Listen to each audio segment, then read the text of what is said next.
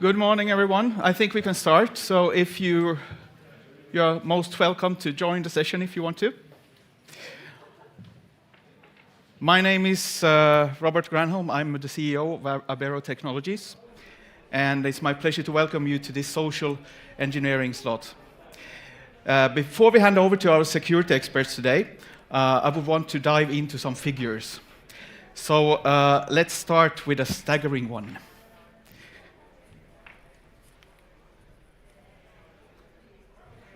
In 2018, the global cost of cybercrime was under $1 trillion. So think a little bit about that. We are not talking a million, billion, it's $1 trillion. So fast forward to 23, this number soared into astonishing $11.5 trillion. So as a private pilot, we are taught to all possible unfortunate situations and what we could end up in. But we also taught how we get out of them. And usually it's a spiraling motion downward, but this is more like the other way around. So, but with the same effect, of course. So according to Statista, we're on a trajectory that could see the cost exceed $20 trillion by 26. So these numbers aren't just statistics, they represent a growing threat to businesses, government, and individuals.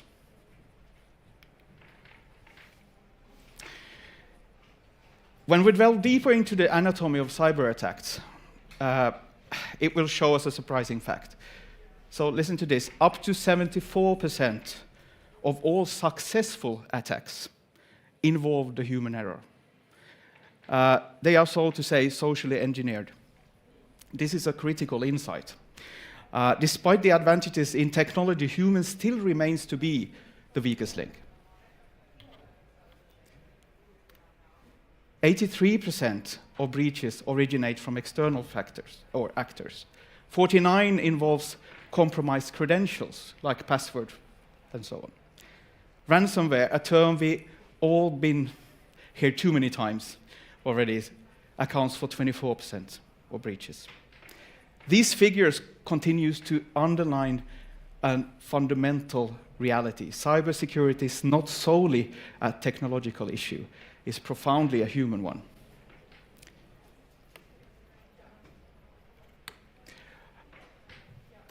To put things into perspective, let's talk about something that happened just a couple of weeks ago. On February 21st, the Change Healthcare organization reported on a ransomware attack. The Change Healthcare, a little bit history on those, it's a provider of revenue and payment cycle management that connects payers, patients, and providers within the US healthcare system. And they have an annual turnover about $3.5 billion. The attack itself resulted in a $22 million payout on the 1st of March this year, only 9 days after it was initially reported. This incident underscores the lucrative nature of cybercrime and the devastating effects of ransomware attacks on organizations. We have to remember that behind these attacks are real human stories, often a single click by an unsuspecting individual that unleashes chaos. A study by IBM in 21 revealed that a staggering 95% of all cyber attacks, all of them, exploit this human element. This is a stark reminder on the critical role people play in the cybersecurity space. This brings us to what we do to talk about what Abero does for you as a customer. We are an IT consulting company that focuses on the human aspect of cybersecurity. Our mission is to empower our customers to navigate successfully within the complex cybersecurity landscape. And this by consulting leaders in organizations, helping them to educate their staff, but also to build a secure environment through their devices and infrastructure. We believe that understanding and strengthening the human element is key to safeguard against these types of cyber threats, not by pointing fingers at someone, as I said, to educate them. So, now to the most important stuff today. Our speakers. It's an honor for me to present Alexander Dove, David Jacoby, and Zachary Korman, who will share invaluable insights on this topic about engineering tactics, ethical hacking, but also what misconceptions we see around security awareness. Following the keynote speeches, we will have a panel discussion on social hacking, moderated by my colleague Emma. But Emma will tell you more about that later. So, if I may steal a Star Wars phrase to refer to the hackers and the trillion figures we looked at in the beginning, the dark side consumes. When fighting and try to prevent cybercrime, it's always a cat and mouse game. We as leaders need to react on the figures and start prioritizing the goal to prevent cybercrimes and take place within or towards our organization. This by pushing more resources into raise awareness with our organization. Big or small, it affects us all. There's no exceptions. So, let's take a day of learning, engagement, and empowerment. So, I want to say welcome to the seminar on social engineering. Thank you.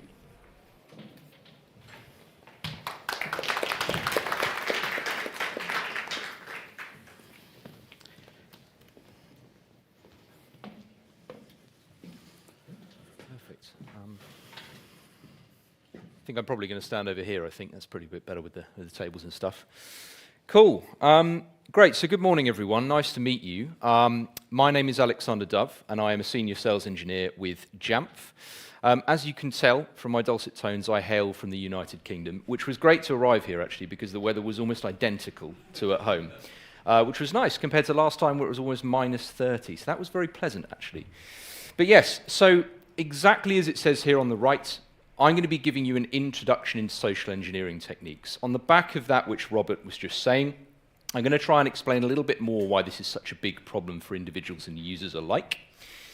And to do that, we're going to talk about 3 specific topics. The first one is going to be, what is social engineering? Broad strokes purposes, right? What does that term actually mean and involve? And then we'll move on to those typical social engineering techniques that come off the back of that definition. What are attackers doing to exploit this type of problem? And lastly, we'll move into how can we protect ourselves from these types of issues? What sort of strategies can we employ to avoid social engineering pitfalls? So to move on to that first topic, the best way for me to do this is to actually do a little bit on the history. And hopefully this reference is going to translate across here. This is a very British reference, so apologies in advance, but I'm going to use one of my favorite TV shows historically to describe just how we got to social engineering being such a big problem. And in short, the program you see here, this little overview, you can see a little description of it there at the bottom. This is one of my favorite shows. It's about a group of con artists, essentially, or what might be described as con men, potentially swindlers, confidence tricksters, the sorts of people who will use deception and long-term techniques to try and exploit people. They might go on a path to try and get into a building, steal some money, do the whole kind of bank vault type heist thing. But the key thing that was interesting about these guys is they specialize, as you can see, in long cons, right? Essentially, long, drawn-out plans of deception to get a particular target, and they'd all work together. One person might make a relationship with person A, the other might go to a bank and set up an account and do these kind of things, and it would all be joined together. They would all be pieces in a long-term puzzle. And in short, social engineering is the modern equivalent of this. Where con artists and swindlers were hugely, hugely problematic in the past, social engineering is the digitized modern version of this issue. Which brings me on to the modern definition of social engineering specifically. Social engineering is the psychological manipulation of people into performing actions or divulging confidential information, specifically that. And attackers perform this type of manipulation by exploiting human habits and behaviors in order to gain their trust, which is really important. And to elaborate on that, it's a type of confidence trick for the purpose of information gathering, fraud, or system access. And essentially, social engineering differs from that traditional con, like you saw in that previous slide, right? That traditional method, in that it is often one of many steps in a more complex scheme. It's not as simple as someone doing a sleight of hand trick and taking some money. Like I say before, it is the combination of multiple factors to achieve an end goal. And why does it work so well? Why is it so problematic? Because we think that just being conned in general, people don't fall for that stuff, right? But they do, and there's a very, very good reason why it works so well. And it's because we're all human. It plays to the human element of our psychology, right? It plays to the emotions that we all employ in our daily lives. So for example, fear. Attackers will use fear to trigger that kind of emotion into us. If we fear an outcome or we fear a problem, we're more likely to interact or take an action or divulge information. They play on that human emotion. Or they might try and create a sense of urgency. They might create a problem, a fire, an emergency, something you need to deal with or react to very, very quickly or urgently, thus prompting action from you again. Curiosity. We as human beings are incredibly curious. We can't just leave it alone. We have to look and see what's behind the door. We have to click on the link because we're silly. And we do these sorts of things. Human nature makes us curious, which again is a strategy that attackers will employ as a social engineering technique to get us to do something. Helpfulness. Lovely human trait, right? We all like to be helpful. We all like to be charitable and generous. But again, because that is in our nature, it's something that people will try and exploit. If they create an offer where we can be helpful, we can fix a problem by taking an action, we're going to do it. And lastly, greed, possibly the most exploited one of all by social engineering attackers. We, unfortunately, as human beings, we like money, and we like to make lots of it, and we like objects and nice things. So, if they can create an opportunity whereby we will interact on the basis of more wealth, we're going to do it. And it's the combination of all of these factors combined. When social attackers use these, that's why social engineering is such a problem, and this is why it works so well. So, let's move on to that second section, the most common sort of social engineering techniques that we see today. I'm going to split this into two key categories or types for how social engineering is conducted today. And the first one is what I would describe as physical social engineering. And this is where attackers, as you can see, will exploit these human behaviors physically or in person, right? There's a number of ways that they can do this. Just to give you some examples, tailgating. This is a very, very popular one. A really common example of this, imagine you work in a building that has a swipe card access system, or maybe it has doors that are locked, for example, and it's authorized access only. An attacker might dress in an employee uniform. They might follow you up to the door and they say, "Oh, hold the door, please." Great, they're in. They've suddenly got access to a sensitive area or a building. All they've got to find now is an unlocked computer. Very, very common technique, something we take for granted again, and that, to the slide previously, is exploiting our helpfulness, our generosity as human beings, our kindness to hold the door for someone, hence holding the door. Distraction. An incredibly common one. Most common examples of this, attackers might work in groups, maybe at a train station or somewhere like that, where one of them will create a distraction, e.g. you've dropped this item here, or quick, you've got to go over there because that person wants to speak to you, or something like that. And while that person is engaged in that human conversation, the other person takes their bag, takes a swipe card, takes a copy of something.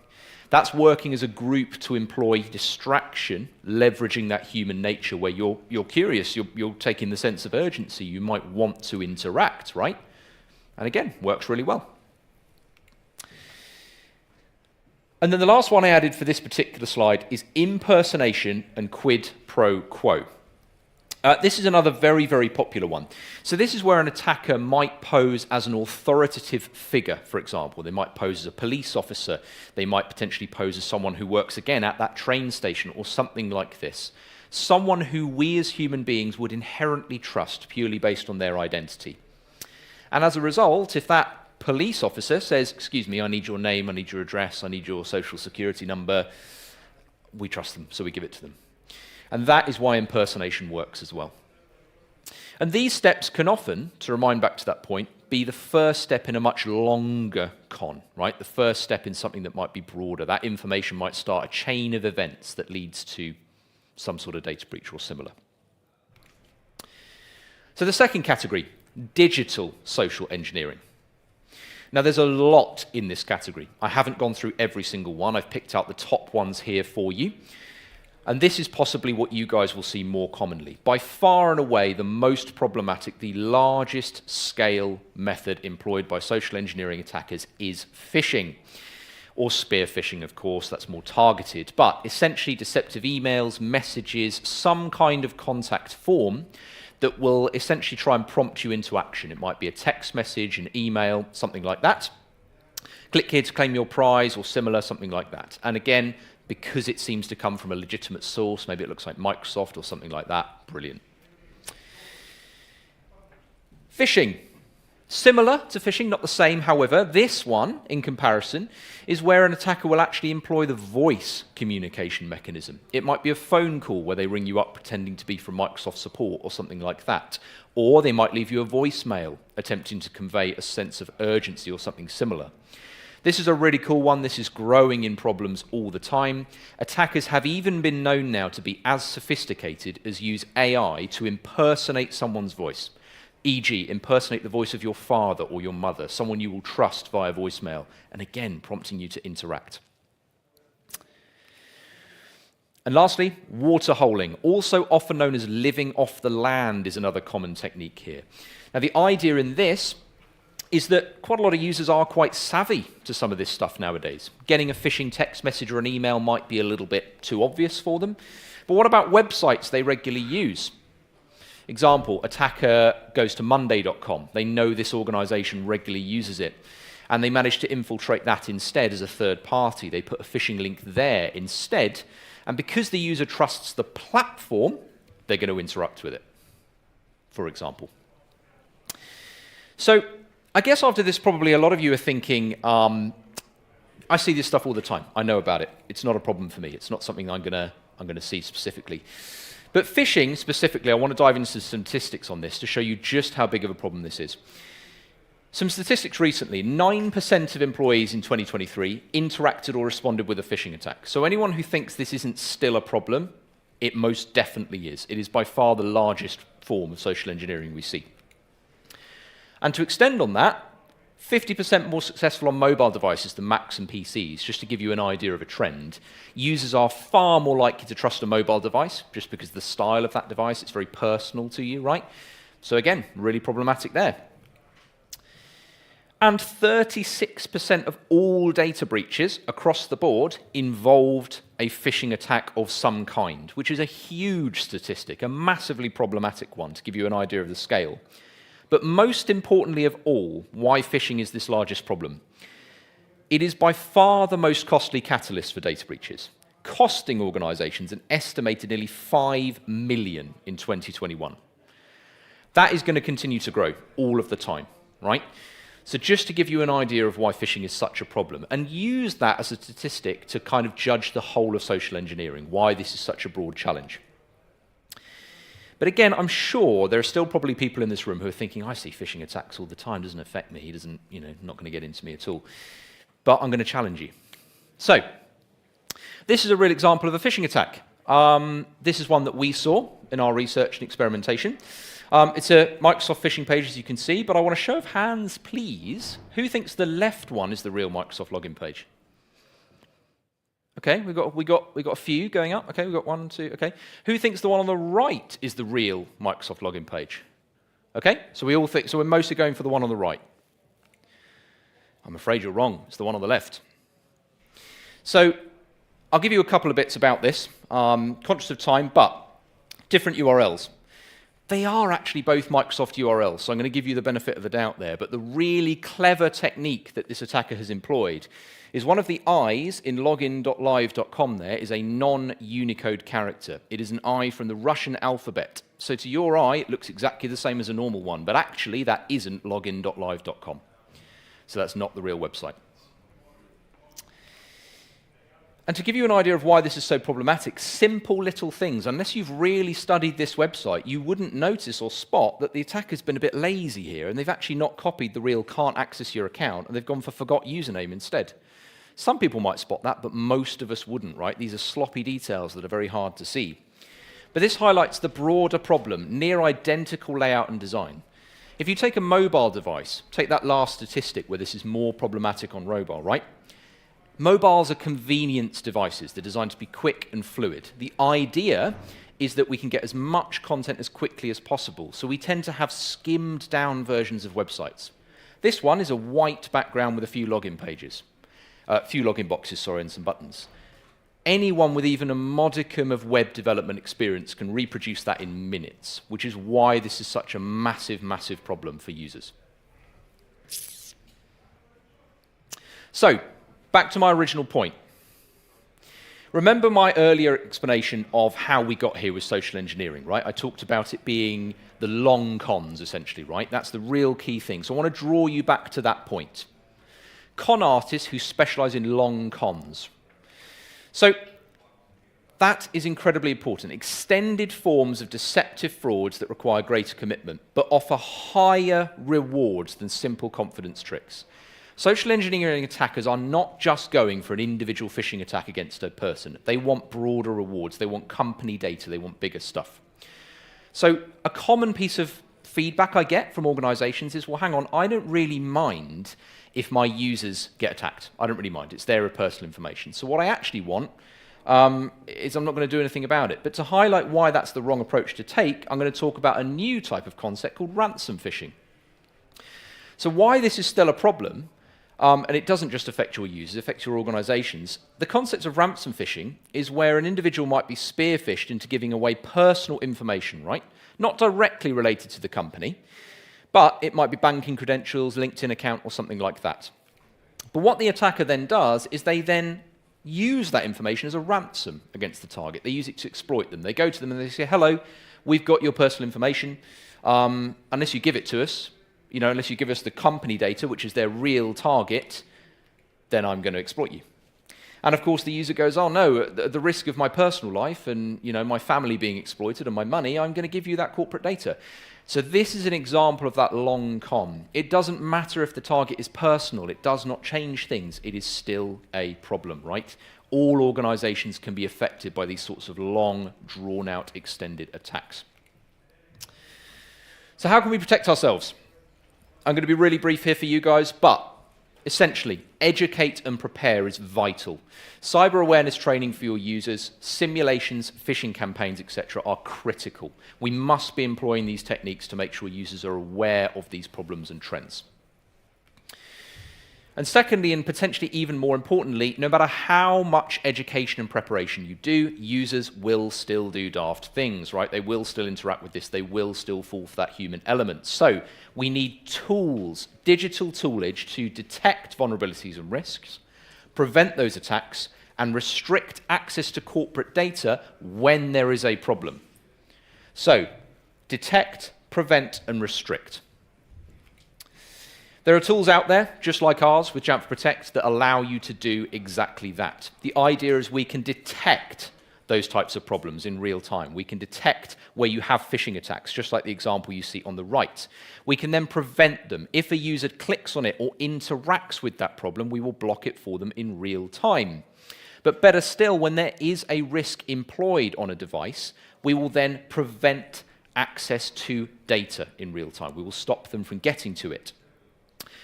And all of this is delivered by the Jamf Security Cloud options using Jamf Connect. It's the idea that where a device is at risk, you can apply contextual-based access to applications and data.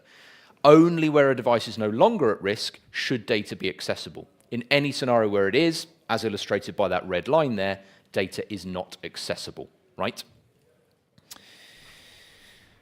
Perfect. And one more thing I want to mention, and I'd love for anyone here today, please do come and find me and ask more questions about this if you want to. A new tool that we've just introduced is our Jamf Executive Threat Protection. And this is an enhanced tool for mobility. This is a deep level scanning and effectively XDR type tool that allows us to do deep level log analysis on mobile devices. This tool gives us the ability to look for IOCs, indicators of compromise, scenarios where a device might have had system files modified. There might be crashes that have been caused by specific malware, for example. We can even detect vulnerable versions of applications and even scenarios where particular known threats such as Pegasus through WhatsApp and other scenarios like that may have been exploited or are actively being exploited on a device. This is a completely unique tool to Jamf. It's something that does something that nothing else in the industry is able to do. And it's something that absolutely can be added into an existing EDR type platform or XDR type offering to completely fill that gap. I'm sure people have those types of tools and solutions for desktops, certainly, but mobile is a problem, particularly when it comes to social engineering. Tools like this can help you protect it. Perfect. Just a quick one on that Jamf portfolio. We have a number of products in security that we'd love to talk to you guys about more. Please feel free to get in touch with Abero if you'd like to. Connect for that protection of data when there are risks. Protect to actually detect and prevent those types of risks, and source executive threat prevention for that deep level XDR type analysis as well. Perfect. So thank you very much for that. I think I've just managed to do that in our time slot, which is great. Hopefully that was very informative for you guys. Next, I'm going to welcome David up to the stage to talk about it. No, who's on next? Oh, hang on. It is you? Thought it was you. I thought I got that wrong. Perfect. Okay, great. Well, thank you, everyone. Really appreciate the time. Thank you. No, I have my own. Okay. I don't trust these things. There we go. You actually inspired me to do slides. So during your presentation, I did slides. I just trying to find there it is. We use this one as well, over here. That's the problem when you invite me. I never do what I promise I should do. I always do something else. So hopefully that's okay. Let's just really quickly test the sound.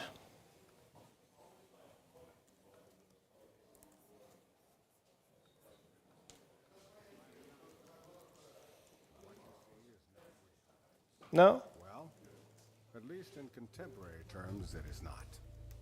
What if I were to tell you that I'm not even would you believe me? What is your perception of reality? Is it the ability to capture, process, and make sense of the information our senses receive? No? No sound? If you can see, hear, taste, or smell something. We got it. Perfect. So thank you for inspiring me to actually change my entire presentation. Very good, thank you. So I'm David. I've been working as an ethical hacker for almost 30 years right now. And I mean, that's the time when we didn't even have internet, when we had a modem and you connected one computer to another computer. And that was it, basically. Just white text on a black screen. That's what I was brought up with. Today, it's different. Completely different, right? We have phones, we have video, audio, we have all these different things. But the question is, why are we secure? Because we have fantastic products like yours or anyone else, and we spend so much money, we have so many people doing security and doing tech. But why are we still secure? Why is this still a problem? Anyone know? Anyone have the answer? The magic pill to solve this problem? I thought about this for quite some time, and I think one of the problems is the way we communicate about IT, the way we talk about IT, the way we do IT. Because we are very good at being innovative and creative, but we've been doing that for a very long time. If you go back to the Stone Age, which lasted about 3.4 million years, we still were creative and innovative. We did things, we invented things. I can say that we invented fire, but we started to use fire. We invented the wheel and all these other things, right? But we had 3.4 million years to adapt to that technology, to that thing that we just created. The Bronze Age, 2,000 years. Same thing. We invented stuff that was useful for us as humans to do things in our lives. We had 2,000 years to adapt to that. Then Iron Age, 700 years. Industrial Age, about between 80 to 100 years. We invented things, but the problem is that every single time era gets shorter and shorter and shorter, but the number of inventions, the number of things that we create, that we develop, that we transform, becomes more and more and more, which means that we as humans has less time to adapt to the technology that we created. For how long did we have the digital age? And I'm not talking about the age when you have a pocket calculator in your pocket, right? How long have we had the digital society that we live in right now? Just shout it out. What do you think? Say how much? 30 years. 30 years. Do we agree, disagree? Yes? 20. Say again? 20 years, so even less than 30 years. I agree with you. I would say about 20 years we've had the digital society that we live in. For 20 years. So we in this room, we are the first generation of people who experienced IT. When we grew up, when we were kids, we did not have what we have today. So in our lifetime, we basically changed the entire way humanity works. Correct? How long did it take for us to get seatbelts in our cars? We invented cars. How long did it take until we figured out how to put some kind of security mechanism inside a car? 50 years? 60 years? Yeah, that's around it. So for 50 to 60 years, we figured out how to do this. But we've only had IT for 20 years, but we expect us to be security experts and IT experts because everyone depends on IT today. But IT is constantly changing. And I think, again, as I said in the beginning, the problem that we're having is the way we communicate about IT. If we would sell physical things in the same way as we sell IT, humanity would be dead. Isn't that kind of crazy? I'll give you one example. Imagine that you're flying. I live in Sweden. Imagine that you're taking the plane to Sweden, right? You're booking a plane ticket. You can order the normal plane ticket, or you can pay a little bit extra for the more secure plane. Which plane would you choose? Right? You just pay a little bit extra, you get a little bit more security. I don't know what kind of security that would be, but it's a little bit more secure, right? Or you buy a car, right? You buy a car, and the dealer says, oh, nice, you bought this new car, but now you need to buy a brake, an airbag, and a seatbelt, and blinkers, and all these other stuff. And you're like, okay, mister, which one should I choose? Well, you have the free ones over here, or you have the expensive ones over here. You choose. And you do choose. You say, okay, I'll take whatever thing. How many of you know how to install an airbag in a car? Anyone? One person. How many know how to install a seatbelt in a car? Okay, how many knows exactly what kind of security mechanism you need when you buy a car? Just buying security, the way we sell security is always an add-on, is always something extra. It's always something extra. It never comes as default, which is, for me, mind-blowing. Because if we did the same thing in the physical world, we would be completely dead. And when it comes to psychology, and I really loved your slides where you had, now he's, I don't know what he's doing, ordering security. He's ordering a new airbag. I don't know what he's doing. But it says the different kind of behaviors that was used in social engineering attacks. The problem is that you are very good at doing what we tell you to do. Most companies have a security policy. And in that security policy, it says, for example, with the password management thing, that's a very common thing, very easy to explain. It says, you should have a password. The password should have a capital letter, right? Should have numbers and a special character, right? Those policies are designed for IT systems and not for humans. So we tell you how to do things by writing a policy, but that policy is enforced by technology, not by humans. So what we do is this.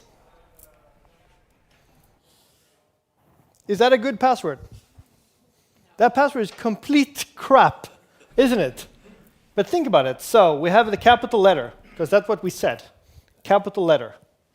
We have the numbers, and we have the special character. And we do it exactly in that order. So when we tell you, you should have a capital letter, it's always in the beginning. We tell you this is a password, so it's based on a word. Then we said numbers. And for us, psychology, numbers, that's a year. 2 or 4 digits. And afterwards, I don't know why we have this, but this stupid exclamation mark. There's other characters out there. You can choose whatever, hashtag, whatever. Do not choose the stupid exclamation mark. As an ethical hacker, this is the first thing that I do. I take the company name, capital letter in the beginning, a year, numbers afterwards, and an exclamation mark. And I scan that on the Active Directory, on the local network. Do how many times I have a hit?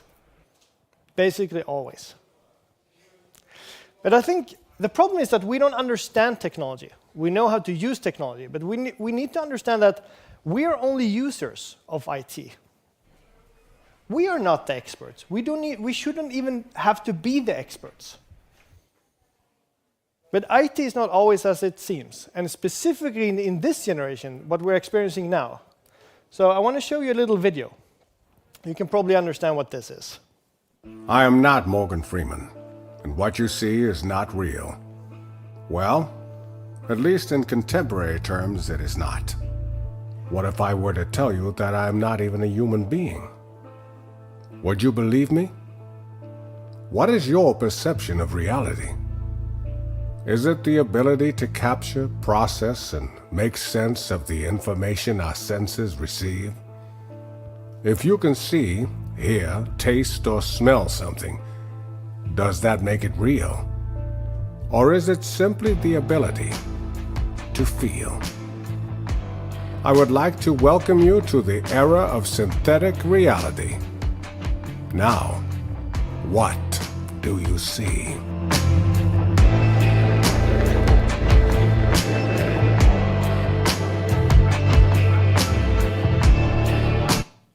Phishing emails does not exist anymore in the future. This is what we'll have. We have video, we have audio. This is what we have to protect ourselves against. And then it says, it's us. We are the protection that needs. Because we will fall for all of these different things in one way or another. Just takes one shot and something will happen. But what is the consequences? What can happen if we fall for a phishing email or whatever kind of social engineering attack? What's the consequences? What can actually happen if you click that link? If we do not understand the consequences of bad security, how are we going to protect ourselves? We need to if someone breaks into your house, what, Robert? So I will break into your house. What can I do if I break into your house? What can I steal? A lot of things.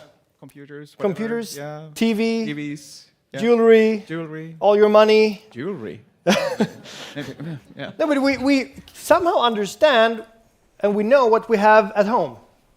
We did that risk assessment. We know what we have at home. Do we know what we have in here? Or in the phone? Or the company assets? Do we know that? How do we put a value on data?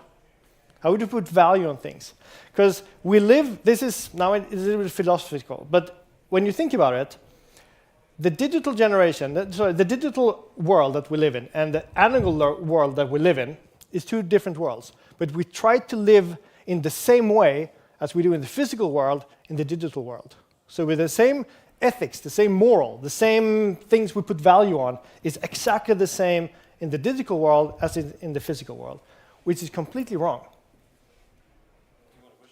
I don't know if I have time for a question right now, but if you find me afterwards, we can have a coffee. Fika. Swedish fika.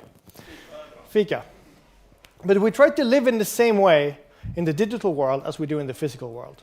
And this is not possible because it's two different universes. The way we put value on things in the physical world is not the same thing as we put value on in the digital world. And what is value? Is value your emotions, your pictures of your kids on Instagram? It has zero money value, none. It's not worth nothing. But for you, it has a different value, correct? Right. So physical stuff. What can actually happen with the social engineering attack? It's not just, clicking on a link, giving away your password. Other things can happen. And social engineering is important. And you said tailgating, Alexander. You mentioned tailgating. This is from a TV show that I recorded a few years ago called Hackad, where we break into a housing company. And this is what tailgating actually looks like. Det kommer en person nu. Alltså det dröjer kanske bara någon minut från Linus har gått ut. Och det ser ut som att någon är på väg in i byggnaden.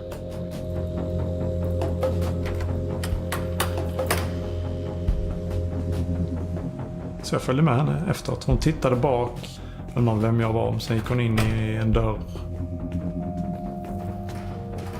Så då hon gick upp eller ner? När hon gick in i ett rum. Vart är du inne nu någonstans? I vilket rum? Jag är inte förråda. Den här så kallade vaktmästaren är nog på väg in i kontoret nu. Så var tyst och hoppas på att den personen går upp en våning.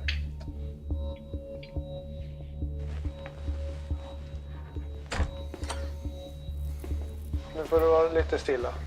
Personen går in genom dörren nu.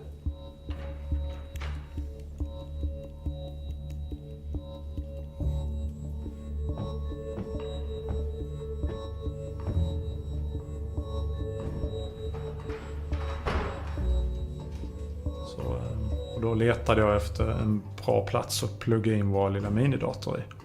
Det fanns ju många tomma kontor och det fanns några med handväskor och så här.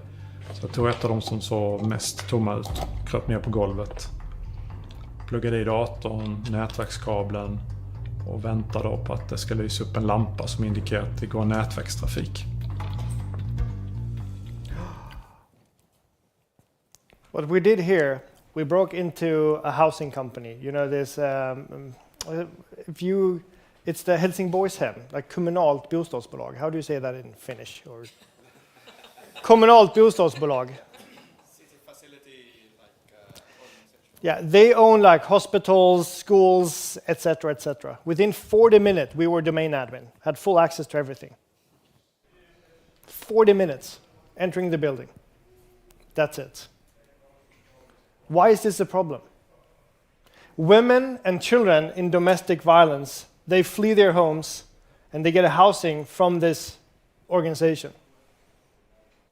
There's a database with the addresses and names, personal identifications of these people with hidden identity. Within 40 minutes, we had that database. That database should not be sold on the dark web. And I don't know how it works here in Finland, but when you move away from home, you're put in this queue and you have to wait in line to get an apartment, right? Is that how it works here as well? We cheated the queue as well. We were number one instantly. So that's the funny part. The bad part is, getting all this data to people who should not have it by social engineering. So social engineering is something that affects us. We did something else with social engineering. Jag tror jag har hittat modemodemet. Där, titta här, input number, curtain, sovrum. Så det där, vi är inte helt långt ifrån den. Nej, vi ska se. Vi kör dit. Kör det. Nej, seriöst. In the middle of the night, we hacked a smart home. Jag funderar på om vi bara ska ta och koppla upp en hotspot och bara köra därifrån. Jag måste prova det.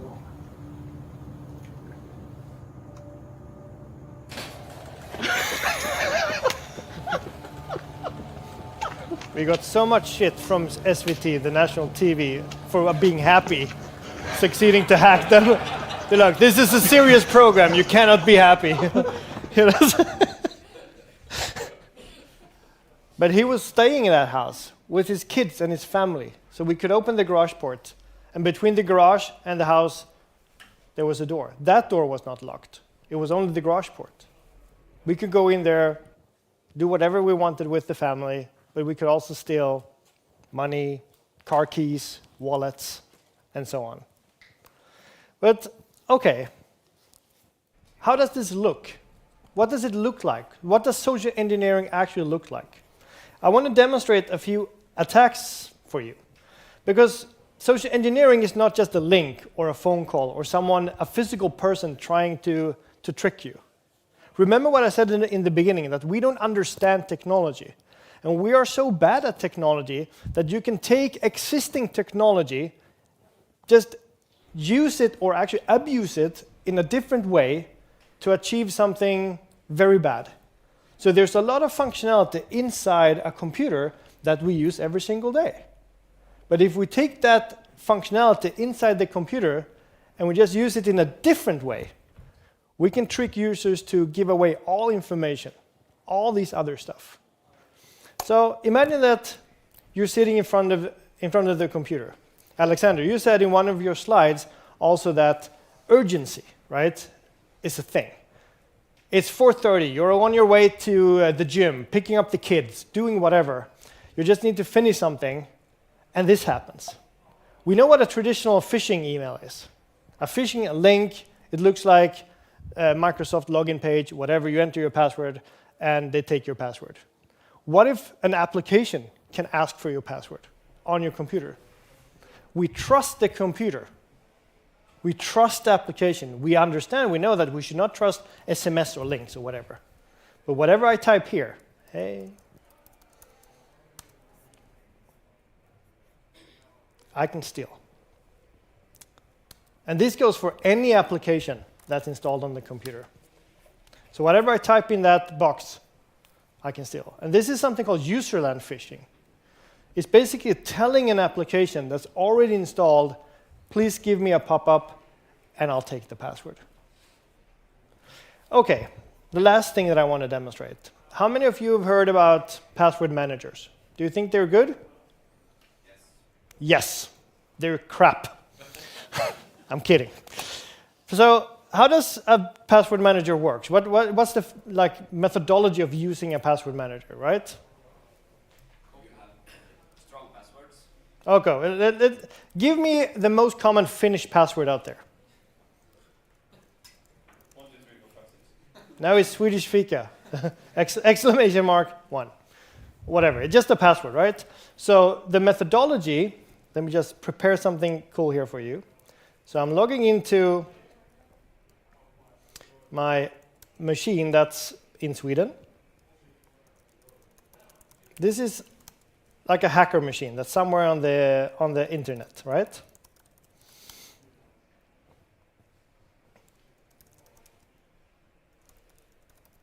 All these crazy passwords.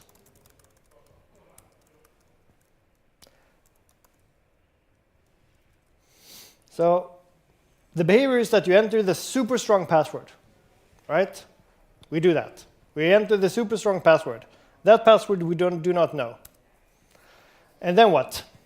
Then you go to the website or the entry in the password manager that you want to copy, or how does it work?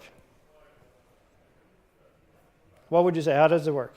You enter the super strong password, copy and paste. So I want to make it a little bit interactive for you guys.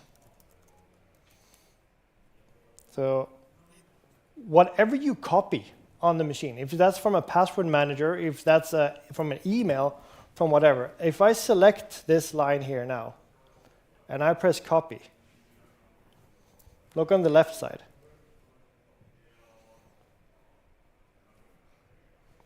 So you can abuse a lot of tools, a lot of functionality inside the computer.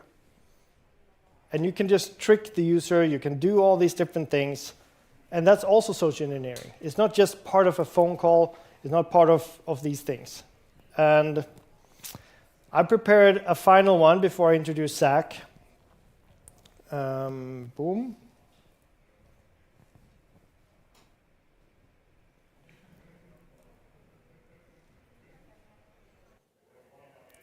there is something connected to my computer. Remember in the beginning I said I don't trust these devices, right? What I'll demonstrate now is something that we use all the time in our hacking engagements, so to say. So there's something connected to my computer, and I'll show you what it is in a few seconds.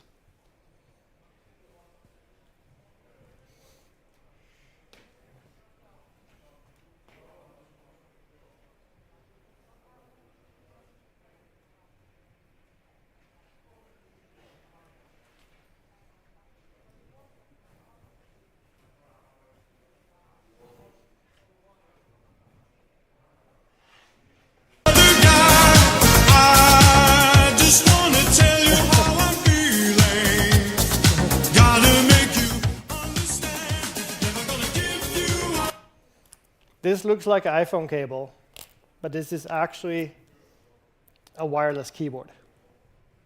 So when we tell you to not put USB sticks in the computer, it's not just the sticks, it's everything that you can put inside the computer. I'll put it up here if people want to see the cable afterwards. Don't steal it from me. I don't have insurance that will cover for this. But thank you so much for listening.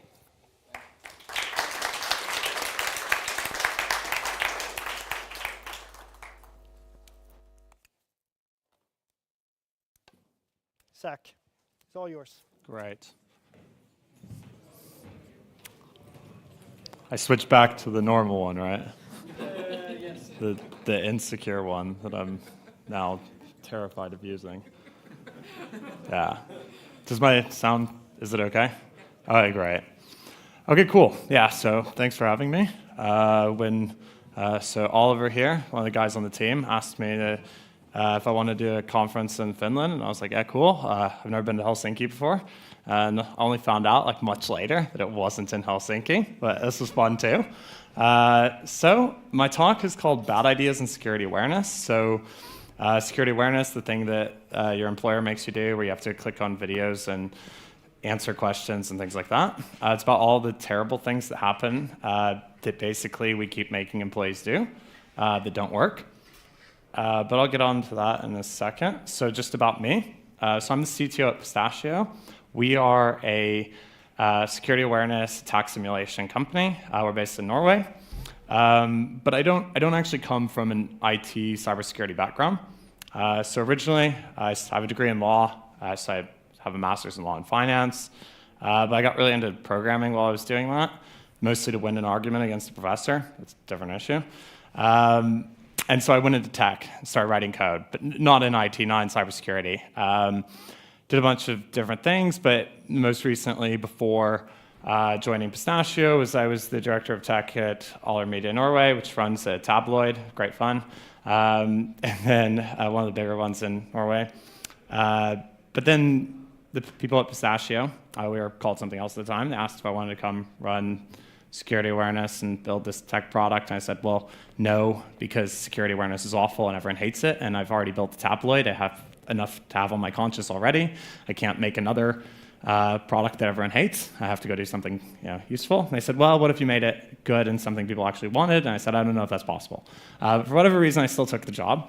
And I'm there a couple years later. And I think I have done it. I think I've made it at least something I don't hate. So that's positive. So I'll talk about but one of the things that was interesting about that experience was coming in and looking around and hearing about all the ways that security awareness is done, phishing simulations are done, and just looking at it and going, what? Like that can't, that's terrible. That doesn't work. And I'm like, no, that's the industry practice. I'd be like, well, stop it. That's awful. And then just undoing all of that. So that's what I'm going to talk about. But I actually have this very fun rant here that I get to go on because I'm at an energy conference. I've waited 10 years of my life to do this one, and I finally get to do it. So when I first started out, left after university, I went and worked with my friend in Texas on a company where we actually would connect to people's smart meter data in Texas to recommend the best retail electricity plan for them. So we would run their data and then calculate all of the available plans. Texas, Wild West of like this stuff. So you have like 200 different plans with wild different pricing schemes. So we were working on that. And we'd have to connect to a system called Smart Meter Texas, where Basically, it would give you access to the data. And this was a portal. It was built by the state. Cool. Unfortunately, it had some problems. But one thing I learned while doing this is that Smart Meter Texas takes security very seriously. I know this because I got a call from this really angry Texan man one day. He was like, oh, listen, I understand you're trying to be innovative. We don't do that here in Texas. Well, that's a bold claim. He also didn't realize I was from Texas, so it was kind of a weird conversation. He basically told me to stop doing everything I'm doing to access the smart meter data. Smart Meter Texas has a ton of rules. They still do. This portal still exists to make sure that things are safe. You have to use static IP addresses. They ban all automated access. In fact, going to the website just to check before this presentation, I'm convinced half of the terms of service are written about me personally. Like they're just like, do not do, and it was everything I did. And they have this super strict registration flow. This is to access the data about what your home is using for electricity in real time. But to actually register, what you need is I needed someone's address, so like where they live. I needed to know their electricity provider, which is Reliant, because they're the biggest one. If it's not Reliant, it's like one other, so you can just guess. And then I need their meter number, and this is considered their secret key. This is like the password to getting the data. The meter number is on the outside of your house. So after this call where this guy is yelling at me about security and how at risk we are, how we're causing all these problems by accessing their platform and stuff in real time, yeah, I mean, I pointed out, like, I can access anyone's data at any time by just going up to the side of their house. To make this point, I considered just going and doing it for all of the Texas state legislature, like Congress people, just to prove it. And then I realized Texas has the death penalty, so I didn't really want to, yeah, I just decided, never mind. So the point of this rant, there's two reasons. One is just a personal vendetta. I'm at an energy conference, finally get to do it. If you work at the Texas Public Utility Commission or for IBM, which was the one who built this platform, yeah, you guys need to fix some things. But two is that I think this has a good lesson for security generally, which is that you could take security very seriously, and you can have all these measures, and then you just left your meter number on the outside of your house, and like, okay, I still get your data. And I think that's like actually how security works most places for most things. We've just like left the back door open despite everything else we've done. So thanks for listening to that. It's very important to me personally. So jumping into the actual point of this is that when I approached security awareness, because security awareness is this area that tries to address that problem, I found all these bad ideas. So I'm going to start going through them. I have three. So the first bad idea in security awareness is that the users who fall for one of your phishing simulations, like you send out a fake phishing email, they click it, that they're your weak links and you need to send them more training. So there's this idea that, oh, you've clicked on a phishing email, you must be an idiot, and you must need to watch a video where they'll tell you how not to be an idiot, and then you'll be better and safer. This is nonsense.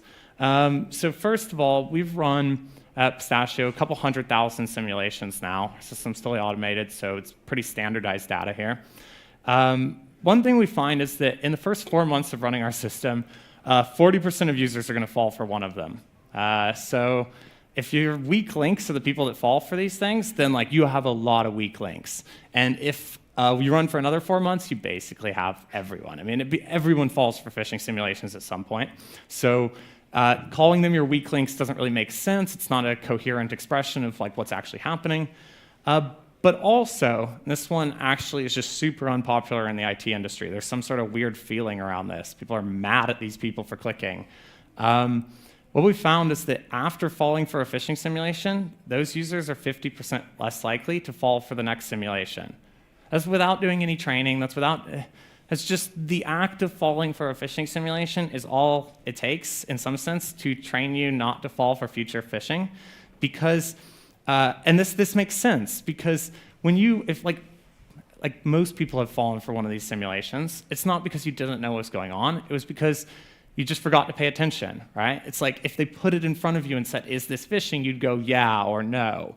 But that's not, you just forgot to look at it. You were just like on your way to work, and so you just clicked the email. And so when you fall for them, you're reminded to look for phishing. And then as a result, you pay more attention going forward. What this means is that if you had to make a guess about who's most at risk in a company, it's the people who didn't fall for your phishing simulations, not the ones that you did. So all the people who get mad that, oh, they made me watch a security awareness video after clicking, they're right. Those people are the ones who don't need to watch the video, which is weird. And IT people hate that because I think there's some sort of punishment aspect. Like, I'm going to get them. But yeah, don't do that. OK, the next idea in phishing simulations is, it's terrible and it drives me crazy to this day, is that the goal of a phishing simulation campaign, of the program, is to get your click rate to go down. Like, I want, maybe if 10% of my users are falling for phishing simulations and I run them for a while, my goal would be to make sure that that number goes to 5% or 2%, and then I can be happy and say, oh, good job, look, it's gone down. That's there are vendors out there, notable ones, in fact, that will sell you the idea of getting your click rate to go down. That's their whole premise. This is not good.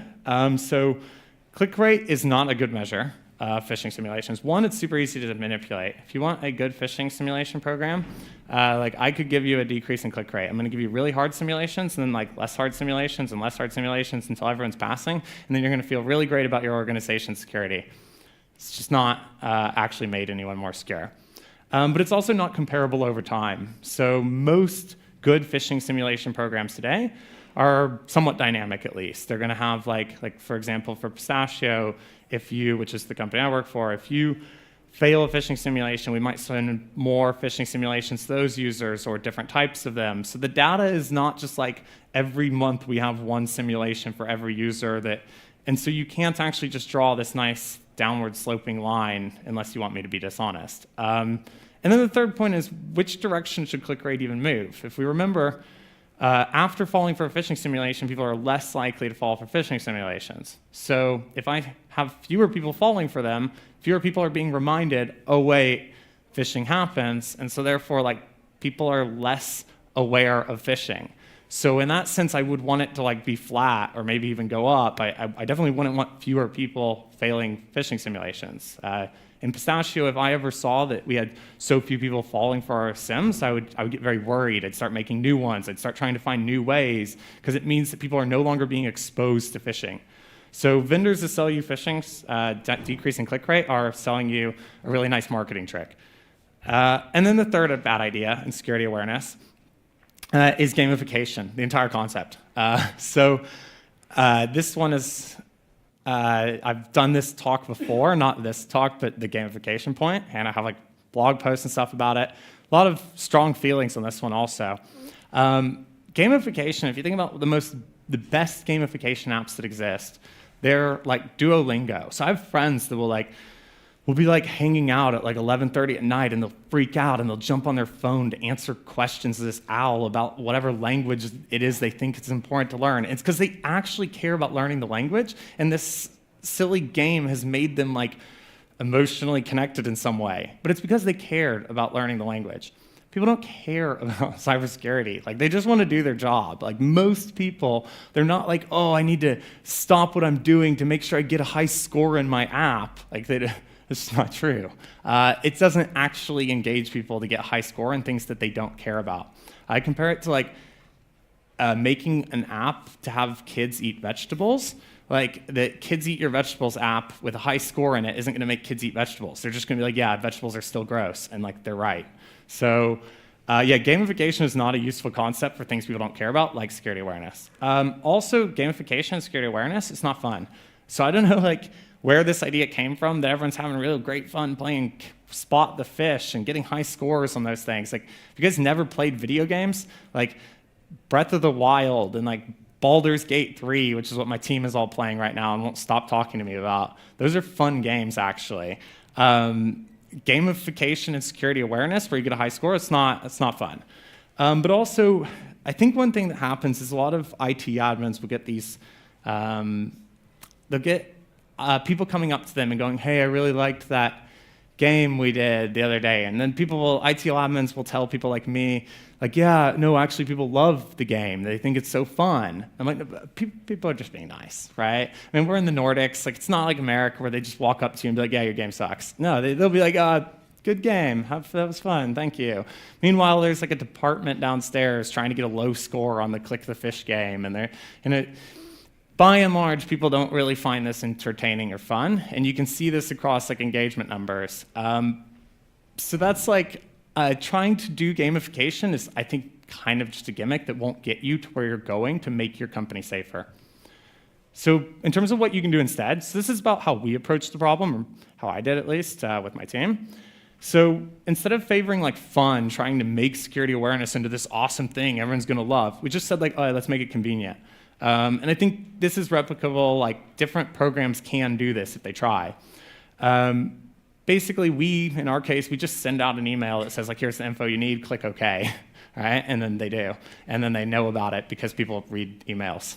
So it's not actually, you don't need to like make them move their mouse to catch the phishing email.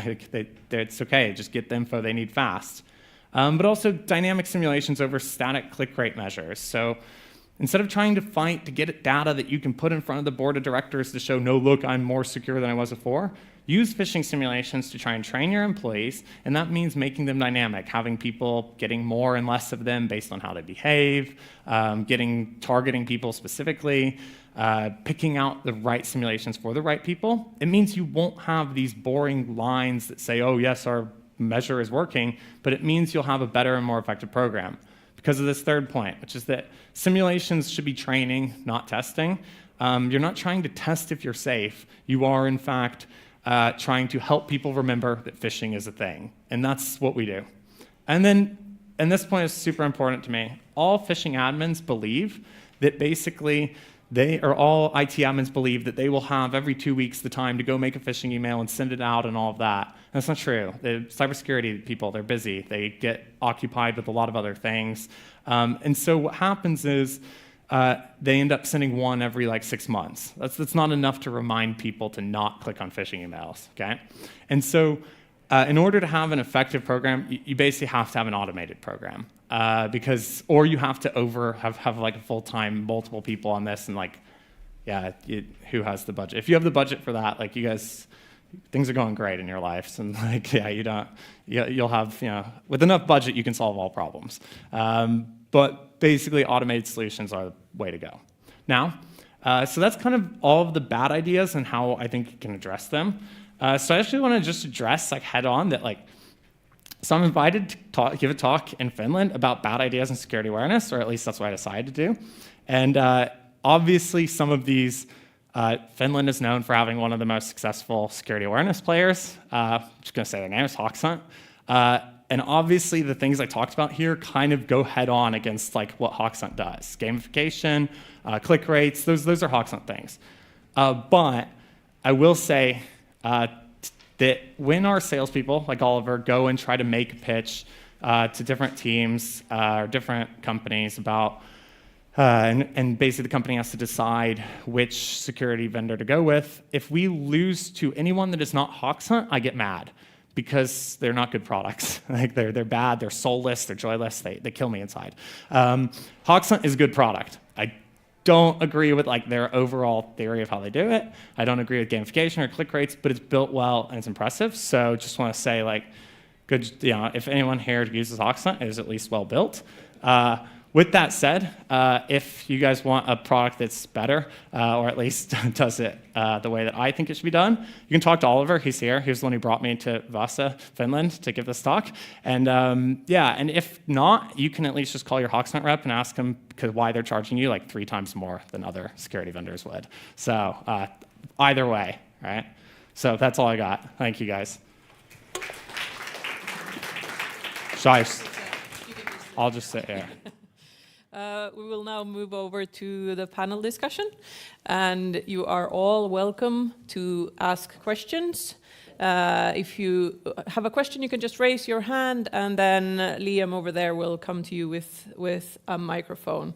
And please use that one because this is a streamed event as well. Thank you. Please join us on the stage. I thought I was secure until David started speaking. Yeah. I knew stuff that Alex was talking about, and I have heard about pistachio, so that was okay. But then you started speaking, and yeah. Sorry. It's okay. I think I will just move this table. There we go, because I want to sit with you guys. All right, do we already have... We had one question earlier. Do you want to... please wait for the microphone. So, to Sweden, the question is that are there any insurance companies in Sweden that has assessed value of data? You compared data to what we have at home. Are there anyone that care about making business on that? If I should be hacked, what happens to my wealth and non-wealth or whatever? Is there any companies that want to help me? Yeah, so there's a few companies, cyber insurance companies that do exist, probably in Finland as well. But it's not about the data that you're losing. So the way they cover you in an incident is that they will help you with the cost of consultants and getting back to business. But the data that's been stolen has been stolen or is frozen. That's also frozen. But it'll help you with buying new servers or getting consultants or getting your stuff together so your business can be up and running. But they do not put a value on the data itself. It doesn't. Maybe reputation, a little bit stuff like that, but not data itself. I don't know if that answers your question. So the life is ruined, and you're fucked. The value of the server is like 1 promille of everything. Yeah. Doesn't help me much. No, because the data itself has an extreme high value for the organization and so on. But how do you put an economic value on that data? And where is that data located, and who owns that data? If you're collecting data from other vendors, for example, that you are using in your services, is that your data or is that someone else's data? So data itself is very difficult to insure, but business functionality can be insured. For example, having staff, like maybe you need to do a forensics works. You need to do investigation and see how did this happen. Do we have to get a lawyer? Do we have to have contact with the police? Do we have to do all that different things? So the insurance company will send their wolf team and they will help you with that, and they will cover that cost, but not. It's like a photo album, right? Yeah. Do you think it's a good business idea for to insurance company to? Okay, no. Let's forget it then. I'm being a little provocative, but I think what's lacking in this business model is the due diligence in the beginning. So if you haven't done your homework in the beginning by securing your environment according to a specific policy and having the bare minimum of security services and training and whatever it might be, backup routines or whatever, it would be wrong to just insure that company. Because we do not do that in the physical world. If someone steals your bike and it shows that your bike was not locked, then you get nothing. And we do not do the same thing in the digital world, because we cannot really prove that the bike wasn't locked, or so to say. So there's a lot of things missing in that cyber insurance industry. Maybe it's getting better in the future, but right now it's very immature. It's missing. Say again? It's missing. It's missing, yeah, but maybe you can start a company and do that much better. Yeah. I hope that answers your question. Okay. I think it's quite evident that this is a game between the good side and the bad side. We have people that try to protect the organizations, and we have the people who try to hack the organizations. Alex, could you please tell us about some new phishing ideas that are developing? Yeah, absolutely. They're always changing, firstly. The problem, as I said earlier, is the reason it works is because there are so many different ways that you can play to human nature. We were talking earlier, actually, David and I, about an example that we've seen. And to go back to the example I gave with ransom-based phishing, that's really, really important to talk about in more detail. So the example I gave is just one, but that's so much broader than that. The concept there is that it's manipulating an individual interest in order to achieve a wider goal, which is corporate data. And there are so many different ways that you can do it, but I gave an example to David earlier where a particular attacker or a group of attackers had essentially planned a long, drawn-out phishing attack, so to speak, over the course of maybe 6 months, where they started out saying, here's our target organization, right? Here's the actual data that we want to achieve. And what they did first was they assessed very easy information to find out. I mean, a quick LinkedIn search is all that's needed for this. Who are my senior execs at this organization who I can get this potential data from? What they then started doing is essentially just looking to network with those executives, so meeting them through other lines of work, building relationships with them in order to understand what their personal interests were. And that would give them information about which of those individuals were potentially the least technically wise or tech savvy. It would also give them information about how financially motivated those individuals were. And from that list of, say, 10, they were then able to narrow that down to maybe more like 2 or 3. Those were their targets for attack. They then spearfished those individuals through multiple different means, going for their interests and, of course, trying to pique their financial situation. They then caught one individual who happened to be in a more precarious financial position than the others, got their banking information, and again, that was based on the example that I used there. That was a lighter version of this, but they also got a lot of their personal reputation information, so all of their social media, so LinkedIn, Facebook, etc. And they just threatened to exploit them and out them with very, very personal information. And of course, they got access to that company data. But that whole process was drawn out over a period of about 6 months. So I think the way I would summarize that answer is it's impossible to talk about new styles of phishing because there are so many. What I want people to kind of really take away from this is that the traditional concept of a phishing attack, where someone gets a message and that's it, it's over and done with, is not how it is anymore. We need to accept that these processes of getting a message or something like that are nowadays almost always the start or a piece of a much, much larger puzzle. They are a small cog in a much, much bigger operation to get much broader data. Is this something, Zach, that you could implement in Pistachio to like try to mimic these broader phishing attacks?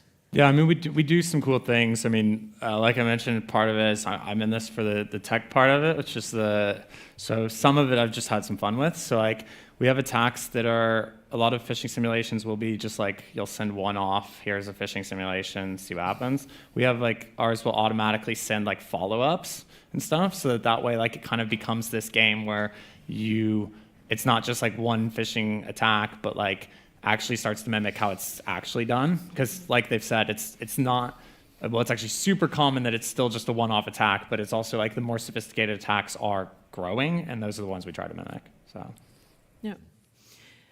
Do we have any more questions among the audience? I do have some in my battery, but yes, please.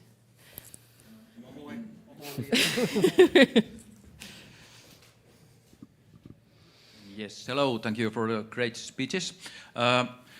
It's usually said that the defender has to get the defending side always correct, and the attacker only has to get one attack right.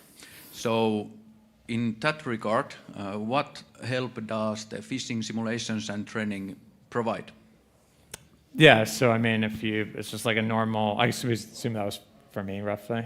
I can take it? You okay. go, you go. Yeah, so I mean, I think it's sort of this belt and suspenders approach to things. Like, you're not gonna stop all attacks with one method only. So like, you want you want your people to be less likely to fall for phishing attacks, even though like, yeah, someone still will. Because then you hopefully have some other technical solutions that prevent that from being bad or help alert them, right? But saying, we're just not going to teach people about phishing and hope that our security stops, our technical measures stop it, puts a lot of faith in just one thing. So like, the tech side, or in that case, the belt instead of the suspenders, right? So that's kind of where I think it is. I don't know if you agree, because you're on. Yeah, I mean, to one of my slides earlier, right, it's a combination of factors. I mean, think of it like multi-factor authentication. If you have a single point of failure or password, then you're opening yourselves up to so much risk. So if you have multiple methods to try and protect yourselves or prevent these scenarios, then you're better positioned. to my points earlier, one huge piece of that is education, which is what we're talking about here, right? It's the ability to educate people and make them more aware of those risks so that they can protect themselves. But no matter how much you do this, it's still going to happen, precisely for the reasons that I've outlined. So then you add on top of that tooling in addition to actually defend against it. So from an organizational perspective, to your point, you're right. It only takes one time. It only takes one attack to get through. And that one attack could be from that one individual who didn't concentrate very hard on the training. So that's why you need tooling to be able to say, when that person makes that mistake, block it. Or, if that person has made that mistake, block access to my data. So you need to add these tools together, and it's the combination of both elements that gives you that kind of efficacy and best position. Thank you. David, do you think that we will ever get rid of social engineering or manage to somehow cope with it? No. And I compare it with the driver's license. I mean, how many in this room has a driver's license? Okay, how many of you have ever seen an idiot on the road besides yourself?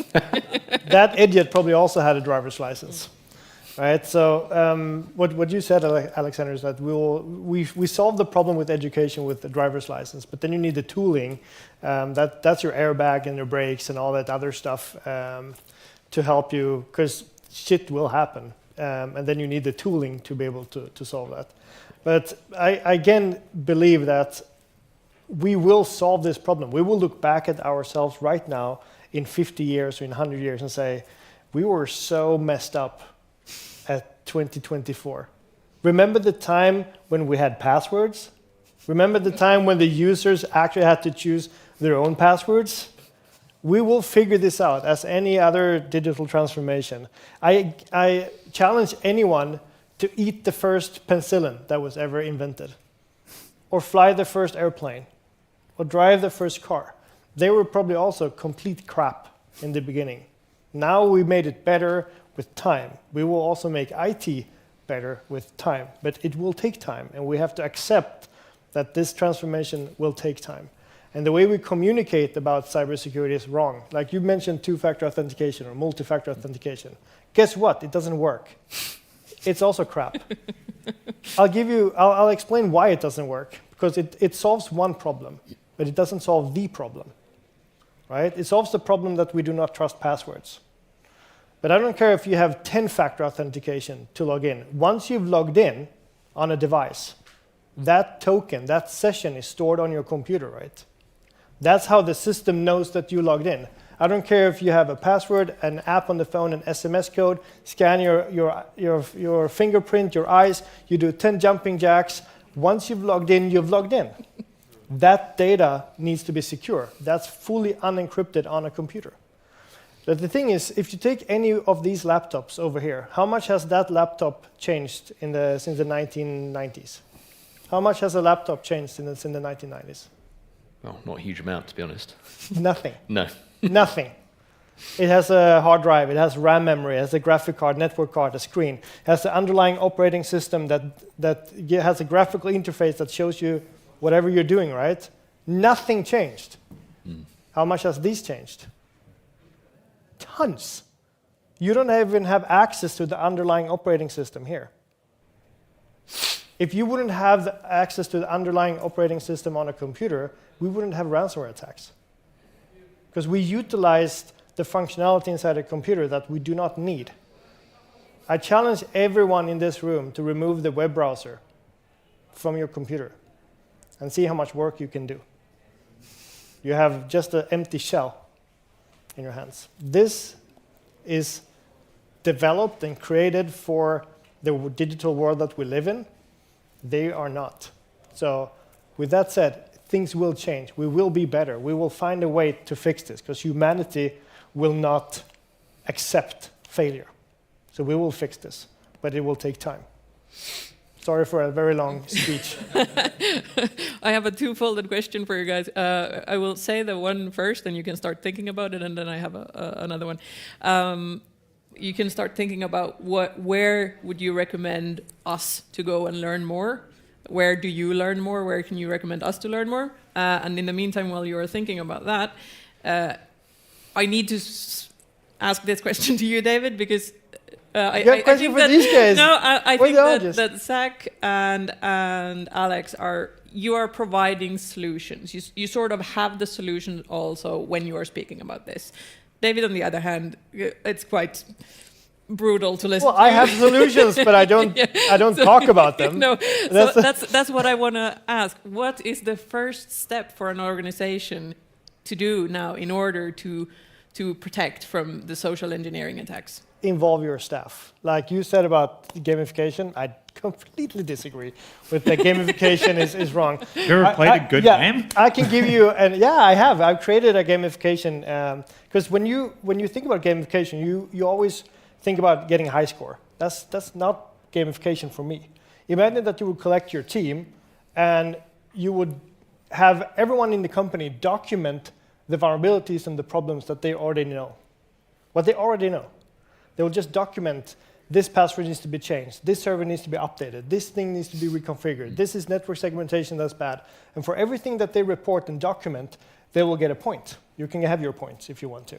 They'll get a point. And at the end of that month, the person who reported most problems in the organization will get a bottle of wine or cinema tickets or whatever. And then you can create an event where they can compete against each other. Because what happens is that you have one budget. You have a bag of money that you need to spend on IT security, right?